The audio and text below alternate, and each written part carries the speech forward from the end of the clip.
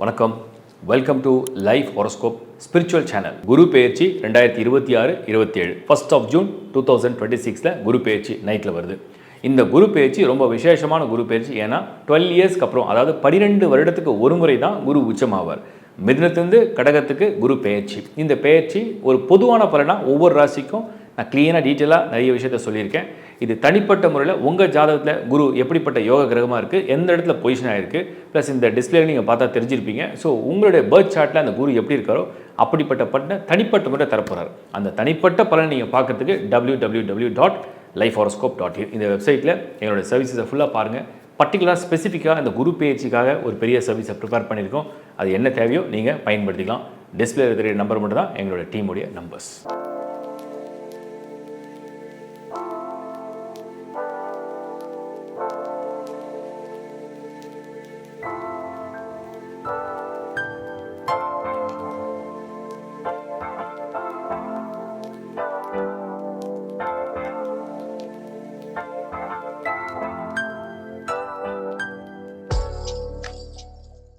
கடகராசி.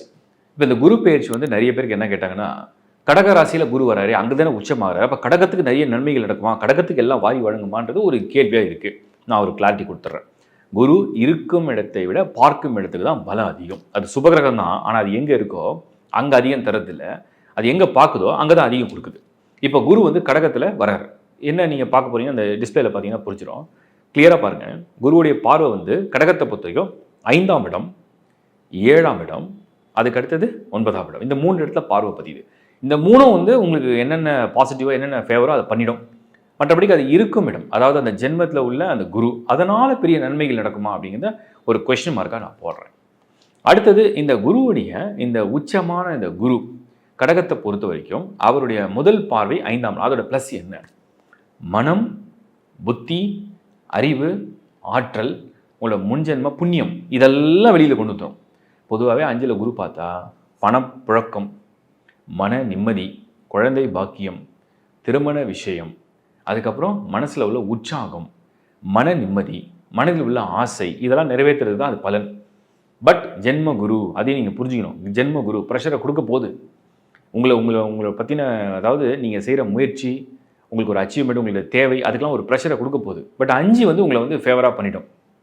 புத்திசாலித்தனமாக எல்லாத்தையும் பண்ணுவீங்க. 7ல் குரு பார்வை. இந்த 7ல் குரு பார்வை என்ன அப்படின்னா, பார்ட்னர்ஷிப் பிஸ்னஸில் உள்ளவங்க, இல்லை நீங்கள் ஒரு விஷயத்துக்காக முயற்சி பண்ணுறீங்க, அதுக்கு ஒரு 10 பேரை போய் சந்திக்கிறீங்க, 10 பேர்கிட்ட உதவி கேட்குறீங்க, 10 பேரை போய் நீங்கள் மீட் பண்ணுறீங்க, ஒரு இன்டர்வியூ அட்டன் பண்ணுறீங்க. இந்த மாதிரி விஷயங்களுக்கெல்லாம் உங்களுக்கு யாராவது ஒரு லிங்க் வேணும்ல. ஓகே, எனக்கு ஒரு கான்டாக்ட் கொடுத்துருக்காங்க, அந்த கான்டாக்டை ஷேர் பண்ணி நான் அதை ட்ரை பண்ணுறேன், அவரை போய் மீட் பண்ணுறேன், அவங்கள போய் பார்க்குறேன், நான் ஒரு அப்ரோச் பண்ணி பார்க்குறேன், நான் ஒரு முயற்சி செஞ்சு பார்க்குறேன், அதுக்கெல்லாம் ஒரு பலன் கிடைக்கணும். அப்போ அந்த பலன் கிடைக்கிறது தான் அந்த குரு பார்வை. அதான் 7. ஸோ 7 அப்படிங்கிறதுன்னு நீங்கள் நிறைய பேரை சந்திக்கிற ஒரு இடம். அடுத்தது 9ஆம் இடம், 9th house. ஸோ 9th houseல இந்த குருவுடைய பார்வை என்ன செய்யும்? 9th houseல 9ஆம் இடத்துல இந்த குருவுடைய பார்வை பட்டதுன்னா உங்களுக்கு லக்கு, ஃபார்ச்சூன், ஃபாதர் மூலியமா கிடைக்கிற அட்வான்டேஜ், மற்றவங்களுடைய பாராட்டு, கௌரவமான பதவி, தெய்வ அருள், தெய்வீக காரியங்கள், பில்கிரிமேஜ் டூர், இதெல்லாம் தான் பண்ணுவீங்க. ஸோ மொத்தத்தில் இந்த கடகத்தை நான் அப்படியே சம்மரைஸ் பண்ணுறேன் பாருங்கள். குரு ஜென்மத்தில் வரார், அப்புறம் அதிசார பயிற்சி நடக்கும், அதுக்கப்புறம் முன்ன பின்ன மாற்றி போகும். ஓவராலாக கடகத்துக்கு எப்படி இருக்கும்? மனதளவில் ஒரு ஸ்ட்ரெஸ் வரும், ப்ரெஷர் கொஞ்சம் ஏறும், எல்லாரும் உங்களை ஃபோக்கஸ் பண்ணுற மாதிரி உங்களுக்கு தெரியும், எல்லாரும் உங்களுக்கு ப்ரெஷர் கொடுக்குற மாதிரி நீங்கள் ஃபீல் பண்ணுவீங்க. எப்படியாவது ஒன்று அடைஞ்சணும், எப்படியாவது ஒன்று சக்ஸஸ் பண்ணணும், எப்படியாவது ஒன்று செஞ்சணும் போராடுவீங்க. அதுக்குண்டான புக்தி, அதுக்குண்டான யுக்தி, அதுக்குண்டான தந்திரம், அதுக்குண்டான வேலை எல்லாத்தையும் செய்வீங்க. முயற்சியை விடவே மாட்டீங்க. ஏன்னா உங்களுக்கு சனி அங்கே 9th houseல தான் இருக்குது, குருவுடைய பார்வை சனி மேலேயும் இருக்குது. ஸோ எல்லாமே உங்கள் சைடில் எடுக்கிற முயற்சிகள்லாம் சாதகமாக தான் இருக்குது, பாதகமாக இல்லை. இருந்தாலுமே இந்த குரு கடகத்தில் இருக்கும்போது, உச்சத்தில் இருக்கும்போது, அதுக்கு அடுத்து கேது இருக்கும்போது, குரு கேது கன்ஜெக்ஷன் ஆக போகுது. இதெல்லாம் பார்க்கும் பொழுது கடகம் பூரணமான சக்ஸஸ், முழுக்க வெற்றி, முழுக்க எல்லாமே நடந்துச்சு, எல்லாமே நிறைவேறிச்சு, எல்லாமே சக்ஸஸ் அப்படின்னு சொல்லக்கூடிய இடத்துல இல்லை. போராடித்தான் ஒவ்வொரு பலனையும் அடைகிற மாதிரி இருக்கும். ஒவ்வொரு விஷயத்துக்கும் கடுமையான முயற்சி செய்கிற மாதிரியும் இருக்கும். ஒவ்வொரு விஷயத்துக்கும் உங்களோட அறிவு, உங்களோட ஆற்றல், உங்களோட திறமை எல்லாத்தையும் நீங்கள் பயன்படுத்தினாலுமே கூட ஏதோ ஒன்று உங்களை சோதிக்கும். அதுதான் கடகத்தில் வரக்கூடிய குரு. ஸோ அந்த சோதனை நீங்கள் சந்திக்கிறீங்கன்னு அர்த்தம். இப்படி தான் நான் இந்த கடகத்துக்கு இந்த குரு பெயர்ச்சியை நான் பார்க்குறேன். ஸோ பொதுவாக கடகத்தில் குரு உச்சம் வந்துட்டாரு, அப்போ கடகத்தை பயங்கரமாக போட்டு பண்ணுவாரானா ப்ரெஷராக கொடுப்பாரு. ஒரு மனிதன் வந்து நீங்கள் வந்து ஒரு களத்தில் இறங்குறாங்க, உதாரணத்துக்கு ஒரு போட்டி நடக்குது, ஒரு ஸ்போர்ட்ஸ் நடக்குது, அதில் வந்து அவங்க வந்து இறங்கும் போது நீ ஜெயிச்சும் ஆகணும், இல்லை நீ எப்படியாவது உன் திறமையை ஃபுல்லாக காமிக்கணும் அப்படின்னு சொல்லும் போது ப்ரெஷர் தான் ஏறும். அப்படிப்பட்ட ப்ரெஷர் தான் இந்த குரு கொடுக்க போகிறார். ஸோ குரு ப்ரெஷர் கொடுக்குறது நன்மையாக தீமையா? நன்மை தான். பட் ரிசல்ட் வந்து ஃபேவராக கொண்டு வந்துருவாரா அப்படின்னா அதுக்கு நிறைய தியாகம் பண்ண வேண்டி வரும். அதுதான் அந்த குரு சொல்லுது. ஸோ இது வந்து பொருளாதார ரீதியாக எடுத்திங்கன்னா, வேலை விஷயமா எடுத்திங்கன்னா, குடும்ப வாழ்க்கை, இப்படி எல்லா ஆஸ்பெக்ட்லையும் பார்க்கும்போது இது எல்லாத்தையும் கெடுக்கிற இடத்துல இல்லை. நான் சொன்ன மாதிரி 5ஆம் இடம் குழந்தை பாக்கியம் சம்மந்தப்பட்டது. நான் சொன்ன மாதிரி 7ஆம் இடம் நீங்கள் வந்து ஒரு மனிதராக சந்திக்கும் போது உங்களுக்கு வந்து இன்னும் அடிஷ்னலாக நிறைய சப்போர்ட் கிடைக்கிற ஒரு நேரம். அதே மாதிரி 9ஆம் இடம் உங்களுக்கு வந்து ஃபார்ச்சூன், லக்கு, ஃபேவர், நிறைய பேர் உங்களை வந்து பாராட்டக்கூடிய ஒரு இடம், ஒரு அடையாளப்படுத்துகிற இடம், ஒரு புகழ், இதெல்லாம் கிடைக்கிற ஒரு பகுதி. இதெல்லாம் தான் அந்த 9. பட் ஆக்சுவல் விஷ் அப்படின்னு ஒன்று இருக்கும் இல்லையா? அப்போ உங்கள் மனசில் ஒரு ஆசை, ஒரு விருப்பம், இது நடந்தால் நல்லா இருக்குமே, அதை நிறைவேற்றுமான்னு மட்டும் தான் ஒரு கொஸ்டின் மார்க் நான் போடுறேன். நல்லா ஒர்க் பண்ணுங்கள் கடகம், மனம் தளராமல் போராடுங்கள். வாழ்த்துக்கள். இப்போ நீங்கள் பார்த்தது வந்து ஒரு பொதுவான பலனால கூட நான் டீட்டெயிலாக இப்போ சில எக்ஸ்ப்ளனேஷன் கொடுக்குறேன். தயவு செஞ்சு கொஞ்சம் கவனித்து பாருங்கள். குரு 1 ஜூன் 2026 2026 முதல் தேதி ஜூன் மாதம் கடகத்துக்கு வரார். மிதுனத்திலேருந்து கடகத்துக்கு வரார். கடகத்துக்கு வந்து அங்கேயே இருக்க போகிறது இல்லை. ஒரு வருஷம் குரு எப்பவுமே பயிற்சி நடந்தா இருக்கும். ஸோ 2027 ஜூன் வரைக்கும் இந்த குரு பயிற்சி இருக்குது. அப்படி 2027 வரைக்கும் இருக்கிற இந்த குரு அதே கடகத்தில் அப்படியே ஃபுல்லாக உச்சத்தில் அப்படியே இருப்பாருன்னா இருக்க மாட்டார். அதிசார பயிற்சி, அட்வான்ஸ் டிரான்சிட்னு அக்டோபரில் கொஞ்சம் நடக்க போகுது. மறுபடியும் ஜனவரியில் திரும்ப பேக் டு கடகம் வந்துடும். அப்போ அதிசார பயிற்சி சிம்மத்துக்கு போயிட்டு வரும். இந்த கால்குலேஷன்லாம் இருக்குது. அதில் அதுக்கப்புறம் ஒரு வீடியோவாக கொடுத்துட்றேன். ஸோ இப்போ முக்கியமாக ஒவ்வொரு ராசிக்கும் எங்கே பார்வை பதிய போகிறார் அப்படின்னு இப்போ இந்த இமேஜை பாருங்கள். குரு கடகத்தில் இருக்காரா? உச்சத்தில் இருக்கார். ஸோ கடகன்றது உங்களுக்கு எங்கே இருக்குன்னு தெரியும். இப்போ இந்த இமேஜை பார்த்தா தெரிஞ்சிடும். உச்சத்தில் இருக்கார். அவரோட பார்வை எங்கே விழுது? கரெக்டாக ஃபர்ஸ்ட் நேரடியாக பார்வை மகரம். அவரோட 5வது பார்வை விருச்சிகத்தில் விழுது பாருங்க. அவருடைய 9வது பார்வை கரெக்டாக மீனத்தில் விழுது. ஸோ விருச்சிக ராசி, மகரம் அண்ட் மீனம் 3 ராசியை இந்த குரு பார்க்குறாரு. இப்போ கிளியராக புரிஞ்சுதா உங்களுக்கு? குரு பார்வை எங்கே இருக்குது தெரிஞ்சிட்டீங்க. அடுத்தது இந்த குரு இது ஒரு இண்டிவிஜுவல் ராசிக்கு தான் இப்போ நான் பலன்களை சொல்லியிருக்கேன்.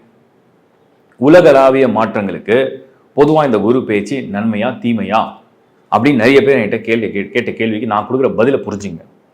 இண்டிவிஜுவலாக உங்கள் ராசிக்கு நேரம் நல்லா இருக்குது, தசா புத்தி நல்லா இருக்குது, உங்களுக்கு பர்த் சார்ட்டில் வந்து குரு நல்லா இருக்காரு, யோகக்காரனாக இருக்காரு, குரு தசை நடக்குது, குரு புத்தி நடக்குதுன்னா இதோடைய பர்சன்டேஜ் அப்படியே ஆட் ஆகிட்டே வந்துடும். சப்போஸ் குரு தசை இல்லை, குரு புக்தி இல்லை, இண்டிவிஜுவலாக ஹாரோஸ்கோப்லையும் குரு ஃபேவராக இல்லை, குருவே கெட்டு போயிருக்கு சார்ட்லன்னா அதோட பர்சன்டேஜ் குறைஞ்சி கொடுக்கும். அவ்வளோதான் வித்தியாசம். இதை முதல்ல தெளிவுபடுத்திடுறேன். அடுத்தது உலக நிகழ்வுகள் என்ன நடக்க போகுது அப்படின்னு பார்த்தீங்கன்னா, குளோபலாக குரு வந்து கடகத்துக்கு வரார், நல்ல விஷயம் தான். உச்சமாகிறார், ஃபுல் பவரோட வரார், நல்ல விஷயம் தான். சனியை பார்க்குறார், சனியை சாந்தப்படுறார், நல்ல விஷயம் தான், இல்லைன்னு சொல்ல. ஆனால் இந்த குரு கேதுவை நெருங்கி இருப்பார். கேது வந்து ஆன்டி கிளாக் வைஸ், குரு வந்து கிளாக் வைஸ். ஸோ கேதுவை நெருங்கி இருப்பார் குரு. கேதுவை நெருங்கும் போது உலக ரீதியாக பொருளாதார பிரச்சனைகள், recession period, banking sectors, finance, economy, இது எல்லாமே கொஞ்சம் பாதிக்கிற மாதிரி ஒரு சூழ்நிலையை உருவாக்கும். இதில் பர்டிகுலராக அக்டோபர் மாதத்தில் இந்த குரு கேதுவோட இணையும் பொழுது, குரு வந்து சிம்மத்தில் கேதுவோட இணையும் பொழுது பொருளாதார ரீதியாக ஏகப்பட்ட மாற்றங்கள், உலகளாவிய மாற்றங்களை கொண்டு வரும். அப்போ ஒரு அப்ஸ் அண்ட் டவுன்ஸ் தான் இருக்கு. ஸோ குளோபல் எக்கனாமி நீங்கள் இந்தியா மட்டும் நம்ம எடுக்க முடியாது.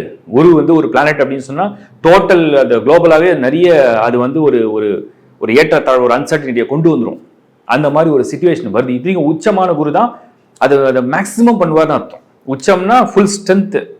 ஆனால் அது நல்ல பலனை கொடுத்தா நல்லதாகவும், தீய பலனை கொடுத்தா தீயதாகவும் இருக்கும். சரி, அப்போ எல்லாருக்குமே கெட்டு போயிடுமா அப்படின்னு கேட்டிங்கன்னா, ஒரு கொலாப்ஸ் ஆகுது. அதில் சில பேருக்கு அட்வான்டேஜும் நடக்கும், அது அவங்களுடைய இண்டிவிஜுவல் அந்த கண்ட்ரியுடைய ஸ்டார்ஸை பொறுத்து இருக்குது, அந்த ரூலர்ஸை பொறுத்து இருக்குது. இப்போ நம்ம நாடை பொறுத்த வரைக்கும் இந்த குருவுடைய இந்த பெயர்ச்சி அப்படிங்கிறது ஏதாவது ஒரு பாதிப்புகளை கொடுக்குமான்னு பார்த்தா கண்டிப்பாக பாதிப்புகளை கொடுக்குற மாதிரி ஒரு சூழ்நிலையை உருவாக்குது. அதுக்கு காரணம் குருவுடைய அடுத்த வீட்டில் இந்த கேது இருக்குது, அதுவும் சிம்மமில் இருக்குது, குரு கடகத்தில் வந்திருக்கார். அப்போது நம்ம நாட்டில் குறிப்பாக இந்தியாவில் இது வந்து சின்ன சின்ன பாதிப்புகளை கொண்டு வரப்போகுது. ஸோ நான் வந்து இதை வந்து நீங்கள் கனெக்ட் பண்ணிக்கிங்க, உங்கள் ராசியோட கனெக்ட் பண்ணிக்கிங்க. பர்த் சார்ட்டில் குரு எப்படி இருக்கார், உங்களுக்கு வந்து என்ன ராசி, என்ன லக்னம், என்ன தசா, என்ன புக்தி, அதுக்கப்புறம் நீங்கள் என்ன மாதிரியான ஃபீல்டை ரிலேட் பண்ணியிருக்கீங்க. ஸோ நான் சொன்ன மாதிரி பேங்கிங், ஏன்னா குரு வந்து உங்களுக்கு வந்து பொருளாதாரத்துக்கு மெயின் பிளானட்டே அவர் தான். ஃபைனான்ஸ், பொருளாதாரம், ஃபைனான்ஸ் எல்லாம் மெயின் பிளானட் அவர் தான். ஒரு பேங்க் கடன் கொடுத்தா தான் ஒருத்தரால் ஒரு பொருளை வாங்க முடியும், ஒரு வளர்ச்சி அடைய முடியும், அப்புறம் இஎம்ஐ பே பண்ண முடியும், அப்புறம் இன்னும் முன்னேற முடியும். உலகமே ஒரு நாடுகிட்ட கடன் வாங்கிட்டே தான் இருக்கும். ட்ரெஷரி பாண்ட் கொடுக்குது, அப்புறம் கடன் வாங்குது, வேற ஒரு இடத்துல ஒரு கடன் வாங்குறோம், பில்லியன்ஸ் மில்லியன்ஸ் ஆஃப் மணி வந்து நம்ம வந்து பேங்க்ல கடன் வாங்குறோம், வேர்ல்டு பேங்க்ல வாங்குறோம், எல்லா இடத்துலையும் கடன் வாங்குற சூழ்நிலை உருவாக்குது. ஸோ கடன் வாங்கினா தான் நம்மளால வாழ்க்கையை வந்து நடத்த முடியுன்ற சூழ்நிலை இருக்கு. அதுக்கு அதிபதியே இந்த குரு தான். பொருளாதாரம், உலக பொருளாதாரம். ஸோ இது எல்லாம் அவரை பேஸ் பண்ணி தான் இருக்கு. அது கொஞ்சம் இந்த வருஷம் 2026-27 சரியான பொசிஷன்ல இல்லை. இதுல என்னன்னா இன்னொரு விஷயம் வந்து கேதுவுடைய டிரான்சிட் வந்து இந்த வருஷம் எண்டில் நடக்கும். அப்போ மறுபடியும் குருவுடைய அது சேர்ந்து நிற்கும். இந்த மாதிரி இருக்கு. ஸோ நெக்ஸ்ட் 2026 ஜூன்லேருந்து 2027 ஜூன் வரைக்கும் இந்த சிச்சுவேஷன் இருக்கு. நான் இதை வந்து முன்கூட்டியே உங்களுக்கு தகவல் கொடுக்குறேன். இது மாதிரி தான் நான் நிறைய தகவல்களை சனி பயிற்சி அப்போ கொடுத்தேன். சனி வந்து 2025 மார்ச் மாதம் பயிற்சி அடையும் போதும் நான் வந்து சொல்றேன், உலக அளவில் பார்க்கும்போது நீர்நிலை, கடல் சம்மந்தப்பட்டது, ஆயில் சம்மந்தப்பட்டது பிரச்சனை வரும். அது இப்போ வெடிச்சது. 2026 ஜனவரிலையும் நான் பிப்ரவரி மாத ராசி பலனையும் கிளீனாக கொடுத்தேன். டிராவல் பிளான் பண்ணுறவங்க ஜாக்கிரதை. அதுவும் மிடில் ஈஸ்ட்டை பற்றி நான் மென்ஷன் பண்ணியிருக்கேன். அவங்க வந்து அந்த சோல்ஜர்ஸை பற்றி, போர் பற்றி கொஞ்சம் நான் இண்டிகேஷன்லாம் கொடுத்துருக்கேன். நான் நிறைய ஓப்பனாக பேசுறதில்லை. இனிமேல் அது வந்து எல்லாரும் கேட்க ஆரம்பிச்சிட்டீங்க. ஸோ நான் என்ன பண்ண போறேன்னா, ஒவ்வொரு மாதமும் 50 days ஒன்ஸ் வந்து இதை பற்றி நான் சில வீடியோஸ் நான் ஷேர் பண்ணுறேன். உலகளாவிய அந்த நிகழ்வுகள்லாம் என்ன நடக்க போகுது அப்படிங்கிறத நான் ஃபோர்காஸ்ட் பண்ணி உங்களுக்கு ப்ரிடிக்ஷன் கொடுக்குறேன். ஸோ இது வந்து யாரையும் பயமுறுத்துறதுக்காக கிடையாது. இது வந்து எங்களை பற்றின பெருமையை சொல்கிறதுக்காக கிடையாது. ஏதாவது வகையில் அது வந்து உங்களுக்கு வந்து ஆலோசனை வந்து உங்களுக்கு பயன்படும், நீங்கள் ஏதாவது திட்டமிட முடியும் அப்படிங்கிறதுக்காக தான் இந்த கருத்தை நான் வந்து உங்களுக்கு சொல்கிறேன். ஸோ இப்போவும் இந்த குரு பேச்சை பார்க்குற எல்லாருக்கும் என்னுடைய தாழ்மையான ஒரு வேண்டுகோள், வெறும் ஒரு ராசிக்கு பார்த்துட்டு இப்படி நடந்துருமா அப்படி நடந்துமா அப்படி ஃபிக்ஸ் பண்ணாதீங்க. முதல்ல மைண்டை ஓப்பனாக சொல்கிறேன் நான். உங்கள் ராசி என்ன இருக்கு, குரு எப்படி இருக்காருன்னு செக் பண்ணுங்க. அது நல்லா இருக்கா டிக் அடிச்சிருங்க. ஏன்னா 5 ராசிகளுக்கு இந்த குரு வந்து ஃபேவராக வருவார் பொதுவாக. மிதுன ராசிக்கு வாக்குஸ்தானத்தில் குரு வருமானம், வாக்குஸ்தானத்துக்கு குரு பலம்.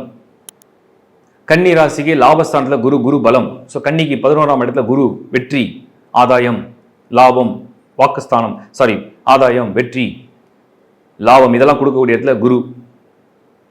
அதுக்கு அடுத்தது வந்து பார்த்தீங்கன்னா விருச்சிகத்தில் குருவுடைய பார்வை. அந்த பார்வை ஒரு அட்வான்டேஜ் இருக்கு. ஸோ விருச்சிகத்துக்கு பார்வை வந்து ப்ளஸ்ஸாக இருக்கு. அவங்க வந்து ஒரு புத்துணர்ச்சி பெற போறாங்கன்னு அர்த்தம். மகரத்துக்கு வந்து பாசிட்டிவ் ஆக்டிவேஷன். ஆல்ரெடி சனி 7 சனி முடிஞ்சிருக்கு. ஸோ குரு நேரடியான பார்வை வந்து ஒரு பாசிட்டிவ் ஆக்டிவேஷன். மீனம் 7 சனியில சனி ஜென்மத்தில் உட்கார்ந்து படாத பாடுபடுத்த இந்த சூழ்நிலையில குருவுடைய பார்வை அவங்களுக்கு ஒரு ஆறுதலாகவும் துணையாகவும் உதவியாகவும் அவங்களை வழி நடத்துது. இதுதான் அதோட அர்த்தம். ஸோ இப்போ நீங்கள் புரிஞ்சிட்டு இருப்பீங்க. மகரம், விருச்சிகம், மீனம், மிதுனம் அண்ட் கன்னி இதுக்கெல்லாம் ஆதாயமான காலங்களாக இருக்கு. இதை பற்றின இன்னும் நிறைய டீட்டெயிலான வீடியோ தனித்தனியாக ஒரு டைட்டிலில் கொடுக்குறேன். ஃபுல்லாக பாருங்கள், புரிஞ்சுங்க. உங்கள் நண்பரோட உறவுகளோட தயவுசெய்து ஷேர் பண்ணுங்கள். சப்ஸ்கிரைப் பண்ணி உங்கள் மேலான ஆதரவு கொடுங்க. ஏன்னா நீங்கள் சப்ஸ்கிரைப் பண்ணும்போது எங்களுக்கு அது இன்னொரு பெரிய பூஸ்ட். அதுக்கப்புறம் கமெண்ட்ஸ் வந்து நான் ரிப்ளை கொடுக்க ஆரம்பிச்சிருக்கேன். முன்னாடியும் கொடுத்துருக்கேன், இப்போ நான் மறுபடியும் அந்த ரிப்ளை கொடுக்குறேன். உங்களுக்கு வந்து கமெண்ட்ஸ் வந்து ஃபஸ்ட்டு 2 to 3 days. ஏன்னா அடுத்தடுத்த வீடியோ அப்லோட் ஆகும்போது அதுக்கு நான் கமெண்ட்ஸுக்கு ரிப்ளை கொடுக்க போகிறேன். அதனால் நீங்கள் கமெண்ட்ஸ் வந்து யாருக்காவது டவுட்னா உங்கள் ஃபுல் தகவலை எழுதாதீங்க. ஷார்ட் அண்ட் ஸ்வீட்டாக என்னன்றதை டவுட்டை கேட்டுருங்க. நான் ரிப்ளை கொடுக்குறேன், பாருங்கள். தேங்க்யூ. தேங்க்ஸ் ஃபார் வாட்சிங் life horoscope. Is bye from Shankar Narayan. வணக்கம்.